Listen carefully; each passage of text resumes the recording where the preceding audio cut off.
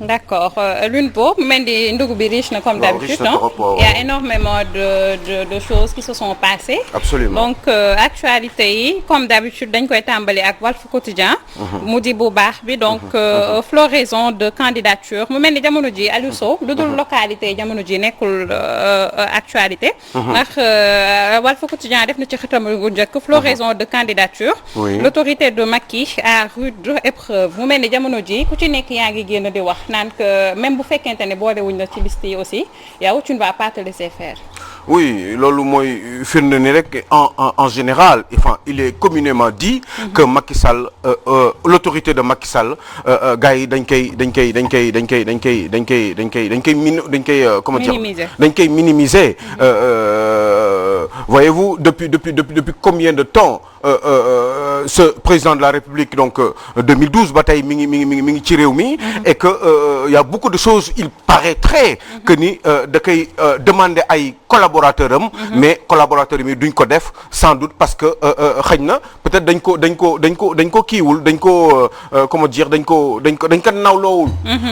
parce que finalement mooy li ma doon wax rek dama daan ne xëy na peut-être que ni ñu gagné élection yi la depuis 2012 mbir mi ngi commencé ci njëlbeen en 2012 bi Macky Sall eh ben ne gars yi man damay on a gagné ensemble eh ben on va gouverner ensemble xëy na ces gens-là ces collaborateurs qui avaient certainement mal interprété justement justement ces propos-là eh ben ñoom ñoo xalaat ni xëy na peut-être que nguur gi ñoom ñoo ko bokk et que il est juste donc mise en avant mais que liggéey bi ñoom ñëpp ñoo koy bokk alors que ici il s'agit d'un fauteuil présidentiel benn fauteuil la boo xam ne dégg nga maam benn nit kese moo ci toog te sénégalais yi benn nit la ñuy fal pour benn diir et que diir boobu normalement bu jeexee ñu renouveler ko encore pour une deuxième fois mais en principe ki war a dérouler véritablement donc destin au pays bi kenn la et en principe donc ça doit être le président de la République il se trouve que lii nii en général mi ngi dépendre rek au départ nan la ñuy falee ni lay falin bi donte institution yi leeral na mbiri ni c'est le président de la République en tout cas au Sénégal qui conduit et détermine la politique de la nation mais pourtant il est très difficile pour un président de la République à moins que mu dëgër wala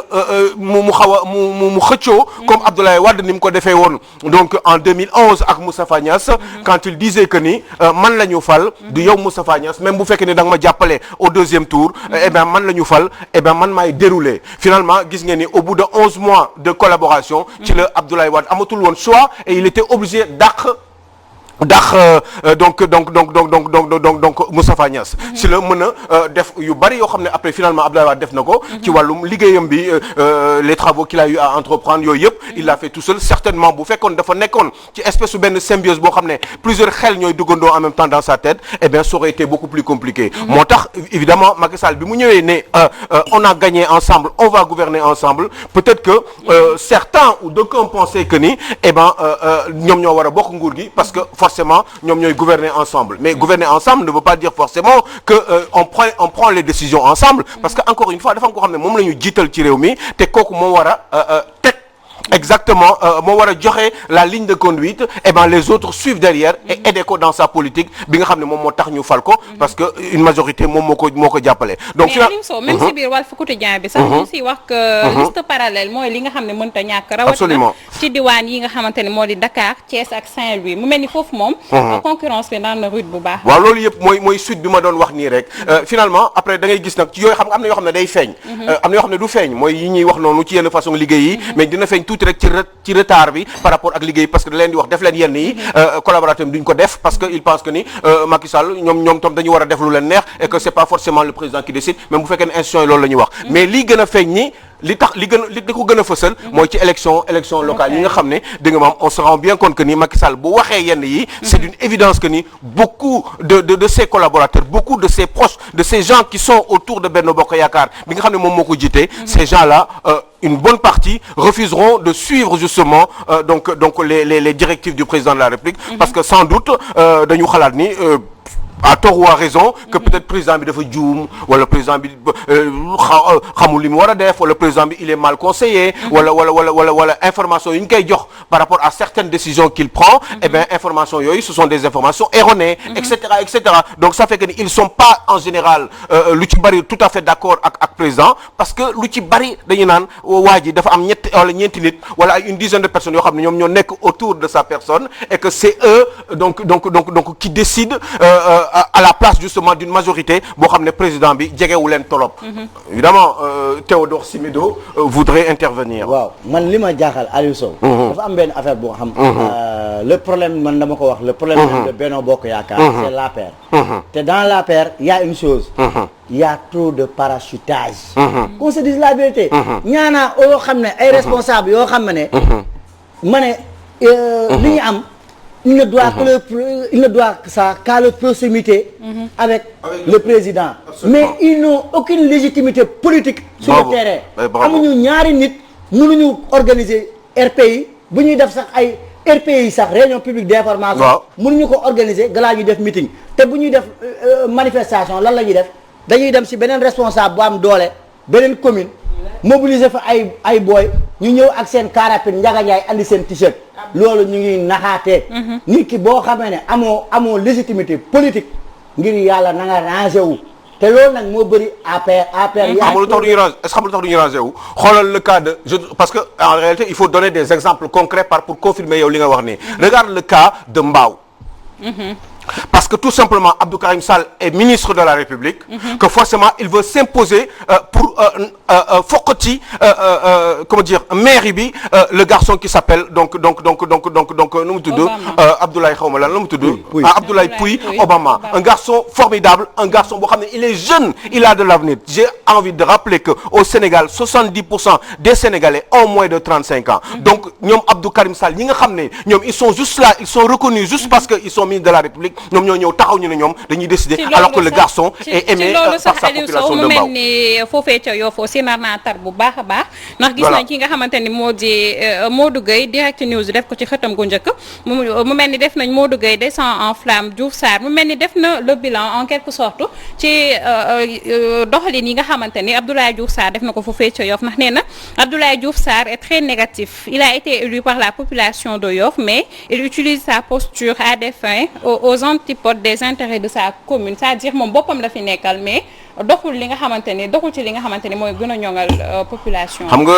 xale bi li muy wax nii bu ñu jógee ci Obama encore un jeune eh bien ñu ngi dem ci Modou Gueye encore un jeune de Yoff Obama un jeune de Mbao et Modou Gueye un jeune de Yoff qui est aimé par la population de Yoff qui est aimé par chef religieux de Yoff un garçon qui a de l'avenir waaye un garçon boo xam ne dañ ko bëgg empêcher par des menaces ne ko yow da nga war a ranger wu par force ci ginnaaw Abdoulaye Diouf Sarr et c'est ces mêmes personnes qui l'appellent pour lui parce que dañ koy woo di ko menacer et c'est dangereux et là j'interpelle le président de la République Macky Sall parce que am na yoo xam ne rafetul santul yàlla parce que tout simplement dafa am ay nit ñoo xam ne à l'instar de Abdou Karim Sall. Mais Aliou Sow, est-ce que c'est avéré quand même? Non mais man du ma wax lu amul. non moom déjà wax na ko wax ci Direct News. waaw déet mais man laa wax man. mais Aliou Sow man xam nga. waaw je sais mais on est en politique quand même. déet man dama la ne man Aliou Sow. waaw je sais yow moom macha allah man du ma wax lu amul. mais moom déjà moom kàddoom yi mu wax ci bu ñu sukkandikoo ci Direct News. waaw nee na que il a reçu des menaces et que mu ngi interpeller le président Sall est-ce que menaces yooyu noonu nekkul sorte de alerte rek da koy def pour ñu bàyyi ko xel wala pour le président Sall. et kii kat vraiment war nañ ko bàyyi xel. mais moi ça m'est égal. man li ma intéressé mooy xam nga mooy lan mooy man du ma wax lu amul. menaces yooyu wér na. man di nga ma ne man du ma wax lu amul yow. d'accord man Aliou Sow man du ma wax lu amul. lu amul man du ma ko génnee sama gémmiñ. dama ne il faut qu'ils arrêtent et que ñu jox xale yi maire yi au lieu ñuy menacer ay doomu jàmbur naan la nekkal ci ginnaaw diw. yaa ngi dégg Abdoulaye Diouf Sarr il n'a pas de problème que au niveau de la mairie de Yoff il a des problèmes ailleurs aussi il a des problèmes au niveau du ministère de la santé te Macky Sall xam na ni Abdoulaye Diouf Sarr amatu fa place il doit partir parce que mais xoolal admettons allez prenons jëleel Yoff nga teg ko de côté. mais xoolal li xew ci ministère de la santé mais docteur Bousso dem na yoonam. professeur Seydi dem na genn wàllu. kilifa ñi nga xam ne ñoom ñoo ŋànk santé Sénégal ànduñu ak Abdoulaye Diouf Sarr ñi doon liggéey ak Eva Marie Coll Seck yépp Abdoulaye Diouf Sarr dàq na leen marché yi ñu doon jox ñëpp ñi nga xam ne ñooy liggéey naturellement depuis des années ak le ministère de la santé en termes de marché ak yu demee noonu. di jël marché yi bi Abdoulaye Diouf Sarr ñëwee ñëpp la dax jël ñaari nit rek. ñuy gérer marché ministère boobu yëpp ñaari nit ñu bees Oumou informatique ak NKG ndeykat yi Gadiaga. je dis la vérité wala waxuma dëgg dama ne yooyu Macky Sall da ko war a xam. les gens doivent le savoir bu fekkee du dëgg ñoo leen toog fi ngeen wax ma du dëgg. bu dee ici on va voir ça dama ne c'est injuste ñëpp la dax ñu doon fay. ñu doon ñëw di liggéey ak ministère de la santé yor seeni société bi waa ji ñëwee ñëpp la dax. xam nga tax mu dàq leen. parce que ñi mu choisir ñooñu lay liggéeyal ci marché yi. mais est-ce que gestion woom en tant que ministre. war na tax ñu juger ko. waaw si gestion woom en tant que maire. mais par exemple. oto yu bari yoo xam ne ci ministère de la santé la nekk. jël yóbbu ko ci mairie ba. te am na ñoo xam ne ay employés lañu ci ministère de la santé directeurs généraux yëpp ay millionnaires lañ léegi yi ko wër. oui ou non si c'est pas vrai venez ici parce que dëkk bi ñun ñoo ko bokk. xam nga man Salma. moi je dis la vérité. te man bëgguma injustice. man bëgguma lu injustice xam naa ne xale bi dañ ko menacé. xëy ko dama ñëw nii rek wax ko nii rek nii rek ubbi sama gémmiñ parce que j'ai envie de parler. dañ ko menacé pour mu menace laa wax menace. ne ko pour mu dem par force ci ginnaaw Abdoulaye Diouf Sarr. mais ban menace. au-delà de ça. loolu mënu ma ko wax. loolu su ma ko waxee dëkk bi tas. pour man chacun collaborateur du président. pour man chacun est libre. dans ce pays de dire que. je suis candidat. je suis libre, je suis citoyen, c'est mon droit. kenn mënu ma ko empêcher. waaye yow candidat nga rek quoi musiba nga saaga ma pour lan au nom de quoi. je donne l'exemple à la mairie de Yoff y a d'autres personnes. waaw benn responsable. waaw ku ñu ne Ousmane Aw. waaw voilà ñu koy téye di ko woo lu nekk ñu ngi ko koy wax pour lan ne ko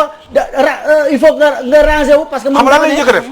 njëkk a def dafa ne presque rek. que Amadou Ba tey mooy candidat légitime. pour gérer Dakar. ñu ne lan amoo ci droit. mais fan lañ nekk. mais nga def loolu yoon les gens ont le droit de choisir leur camp politique. mais Théo c'est dans le débat d'idées. est-ce que uude ni mu la gisee. aussi da lay ëwalee parce que ñoom ñoo nekk ak moom ci benn wii Aliou ba tey ji ñu bëgg a wane seen bopp ku ci nekk di wane sa bopp est-ce que du dañoo bëgg a am une certaine pression ci moom aussi moo tax ñu doxalee noonu. Salma comme ki may wax kooku dafa yàgg jël ne seen parti bi APR ni ñu ko gérer Yoff du yoon. dana war a du toog di waxtaanee li ñuy jël décision. waa ji mooy seen coordonnateur du ko jël mu xëy tey ne dafa nekk candidat ville de Dakar. mu ne ko amoo légitimité ñun diw lañ porter suñu choix. coow musiba chaque instant woote Massamba baaxuloo dangaa bon da nga iñaan. mais il faut qu'on cesse ça. dans un parti il doit avoir un débat d'idées. nga waxtaan. waaye que les meilleurs gagnent. Théo que les meilleurs gagnent il me semble Abdou Khoudoss voulait intervenir. justement bon peut-être que exemple yi nga xam ne yéen a ngi koy joxe. Ablaye Pouy ak waa ji nekk Yoff ak ki ñeneen ci yenn collectivités locales yi ñoom ñëpp ñoo gunge Macky Sall 2019 ñu élire que président de la République moom mooy jiite coalition bi te la mu wax ku ko man mu toog ku ko manul au lieu que ngay ŋaññi sa morom mais génnal ci coalition bi moo gën a yomb parce que nee na kenn du dem liste parallèle du am kenn du yóbbu récépissé APR pour naan day laajte collectivité locale parallèlement léegi bu dee ñoom am nañu fulla nañu génn ci coalition bi ñu ne génn nañu après ñu dem créer seen yëfu bopp méttiwul lam leen wax mais il faut pas que les gens restent là ñu tympaniser askan wi non seulement duñu xam fu ñuy taxaw te élection locale yi il faut que askan wi am un droit de regard pas simplement sur les prétentions mais jaar nit ki dafay am solo parce que il s'agit d'une li nga xamante ne moom la ñu dem mooy élection 2024 te lii c'est déterminant Macky Sall am na droit te il a raison élection yii bu ko ñàkkee du mën a yeggali deuxième mandat bi ci na mu ko bëggee foog mu xool kan moo am légitimité ak popularité pour mën a gagner élection c'est aussi raison légitimité et dans la légitimité il faut des primaires pour ñu xam ko am doole ñoo xam ne xamuñu dara amuñu tous amuñu ñaari salaamaaleykum lobbying donc te bu leen fàtte une réalité au Sénégal boo amul xaalis élection locale doo ko gagner mais tamit des fois nga am xaalis doo gagner tamit de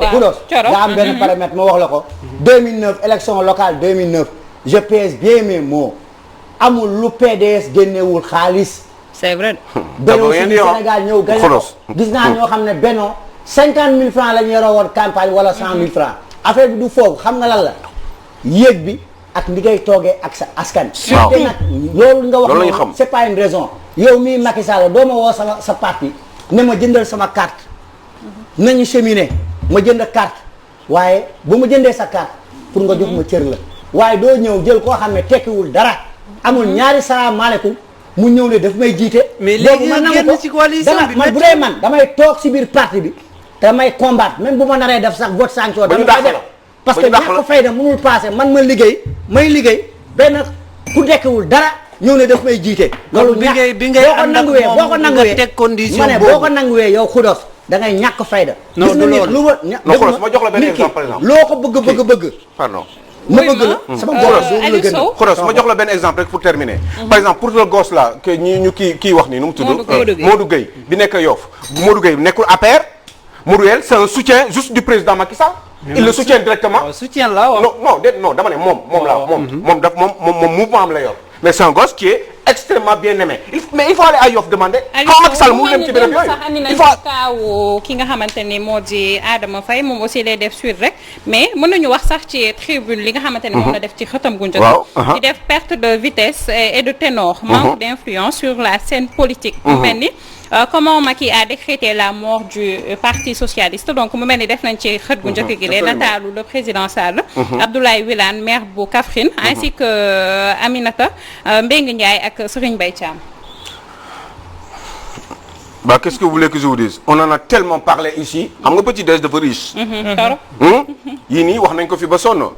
si vous pouvez répéter encore seulement. pour Sénégalais yi ñuy déglu comment Macky a décrété la mort du parti socialiste donc def ci nataalam photo Macky Sall. waaw Abdoulaye Wilane Aminata Mbengue Ndiaye ainsi que Serigne Mbaye Thiam. mais bien sûr mais Macky Sall dafa am leneen lu ko dimbali mooy le parti socialiste ci àdduna bi dafa dee. parti socialiste ci àdduna bi ma dee Macky Sall ñëw. il a doggali ko tout simplement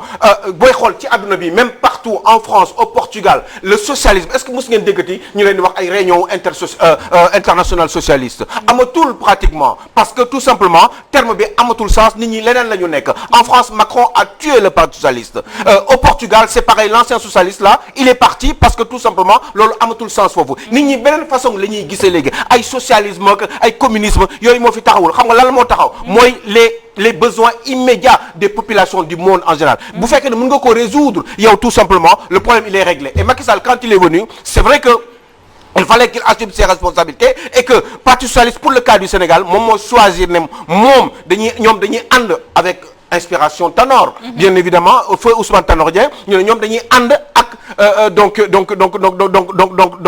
comment dire nekk dañuy dugg ci Benno Bokk Yaakaar pour jàppale Macky Sall au deuxième tour contre Abdoulaye Wade pour mu nekk président de la République après ñoom mooy li ma doon wax sànq ñu gouvernandoo ensemble bu ñu gagné bi ñu gagné nag Macky Sall a voulu respecter ñoom li ñuy waxante woon mooy gouverner ensemble ci biir gouverner ensemble boobu ku nekk am nga ci sa problème Macky Sall am na ci problème parce que ñu ci bari dañuy xalaat ni ñoom affaire bi ñoo ko moomandoo ñoom ñoo partage du gâteau mais ci beneen côté aussi Macky Sall am na beneen affaire bu mu gagné mooy lii nga wax nii mooy ñu bari rendi na leen ñu dee AFP existé tout parce que c'est fini Moussa Niass ki mu ko nar a paas amul solo xam na ni c'est fini il n'aura plus le contrôle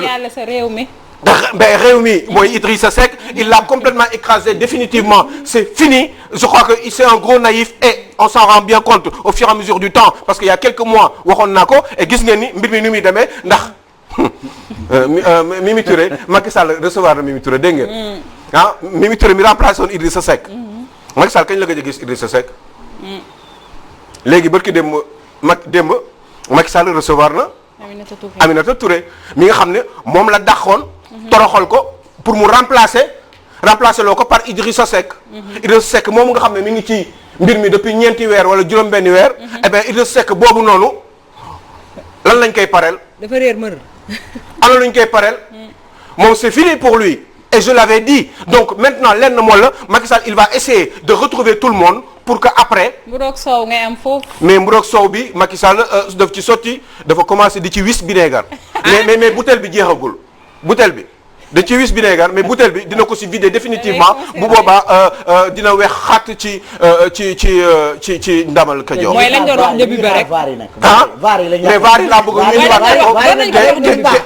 te yow Idrissa Seck yango ba yooyu yango ba vaaram yi war na baax tey moom Aliou Sow ci bañ ko falee moom Idrissa Seck xam nga doon nañ fi wax ñun ñi ne Idrissa Seck Macky Sall da koo jël uniquement pour tuer ko politiquement loolooy lii mais jeex na loolooy lii leneen lu fi defaat rek ñun mën nañu décortiquer que lii fii après la mais Idrissa Seck nan la mën a taxaw Sénégal di ubbi gémmiñam mënatu la ne fexeel ba bul wax ni Macky Sall baaxul politiquement fexeel ba bu la dàqee wala boo geddee dem xam nga man du ma waxu dof bus bu la dàqee wala yow nga gedd dem fexeel ba bul taxaw ci diggu sénégalais yi nga ne leen Macky Sall du nit ku baax parce que ne woon nga Macky Sall xamul dara monsieur PSC madame émergence xamul dara nga ne xalaatam jàmm gën si ka mbaaw loolu la ko waxee nga ne xalaatam yeggul jam ñaajo waaw mais loolu yëpp nga fi waxoon yëpp finalement mais loolu dëgg la chantier yi peinture guñu ko chantier yi Abdoulaye Wade bàyyi peinture guñu ko la fekk si ko Thiès mu mun a ñëw ci ko moom la ma waxoon xam na ko de yéen a xamul nee na xalaatam xalaat bi moom moo tali li ci des moom mu bëggoon mu yegg Thiès pour waaw bi mu waxee tamit ñun dañu